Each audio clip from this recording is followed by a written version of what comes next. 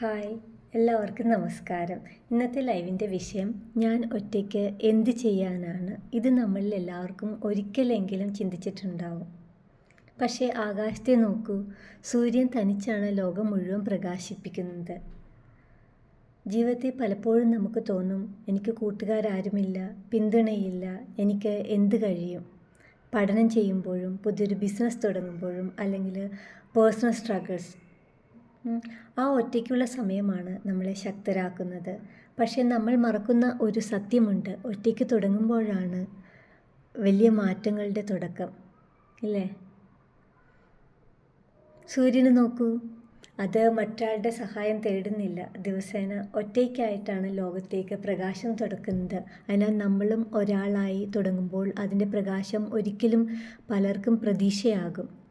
ഒറ്റയ്ക്കാണെന്നത് ദുർബലതയല്ല, അത് സ്വന്തം ശക്തിയുടെ കണ്ടെത്താനുള്ള അവസരമാണ്. ലോകചരിത്രം നോക്കിയാൽ പലരും ഒറ്റയ്ക്ക് തുടങ്ങി. എഡിസൺ വൈദ്യ ബൾബ് കണ്ടെത്തി, ആരും വിശ്വസിച്ചില്ല. ഗാന്ധി സ്വാതന്ത്ര്യ സമരത്തിൽ ആദ്യം തനിച്ചായിരുന്നു. സ്റ്റീവ് ജോബ്സ് ചെറിയൊരു ഗ്യാരേജിൽ നിന്ന് ആപ്പിൾ തുടങ്ങി. ആളൊന്നിൻ്റെ തുടക്കം ലോകത്തെ മുഴുവൻ മാറ്റി. അതിനാൽ സുഹൃത്തുക്കളെ, നമ്മൾ പിന്നോട്ട് പോകേണ്ട, ഒറ്റയ്ക്കാണെന്ന് കരുതി പിന്നോട്ട് പോകേണ്ട. സൂര്യനെ പോലെ നമുക്കും പ്രകാശം വരുത്താൻ കഴിയും.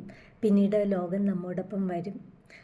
ഒരിക്കലും മറക്കരുത്, ഒറ്റയ്ക്കാണെങ്കിലും പ്രകാശിക്കാം. ലോകം മുഴുവൻ അതിനെ കാണും.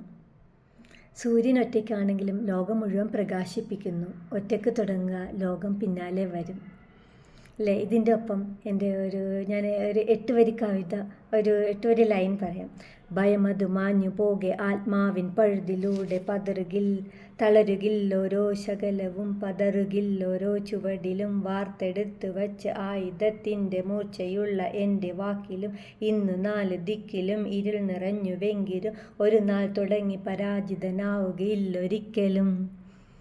ഇന്നത്തെ ലൈവിൽ ക്ലോസ് ചെയ്യുന്നതിന് മുമ്പ് കമൻറ്റിൽ ഒരു വാക്ക് തരൂ, ഐ ആം ദി ലൈറ്റ്. കാരണം നിങ്ങൾ ഓരോരുത്തരും സൂര്യനെ പോലെ ലോകത്തെ പ്രകാശിപ്പിക്കുവാനാണ് ജനിച്ചത്.